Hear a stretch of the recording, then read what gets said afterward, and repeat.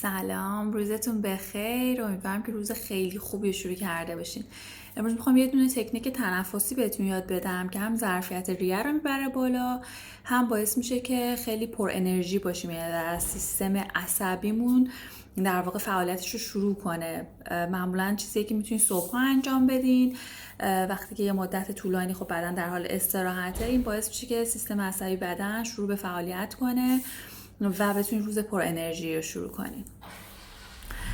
یه تکنیکی هست در واقع برای اینکه یاد بگیریم چطور نفس عمیق بکشیم، و نفس عمیق کشیدن همیشه این نیست که یه نفس خیلی طولانی با صدای بلند انجام بدیم. نفس عمیق نفسیه که واقعا به عمق ظرفیت ریه‌مون برسیم.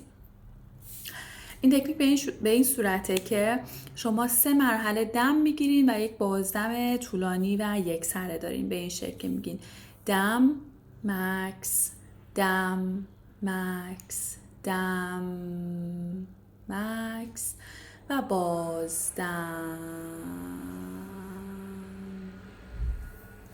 من یک دور انجام میدم، شما هم انجام بدین. یادتون باشه که هر یه سیکل که انجام میدیم بعدش چند تا تنفس عادی داریم و بعد دوباره یک دور این سیکل تنفسی رو انجام بدیم. تا 5 بار 6 بار میتونیم انجام بدیم.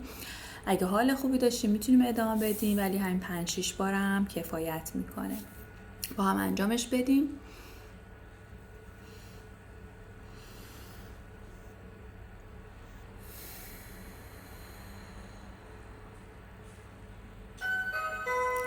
یادتون باشه دم آخری که میگیرید باید تا اونجایی دم بگیرید که دیگه نفستون تموم شه. دم آخری که گرفتید یه مکس کوتاه و بعد بازدم.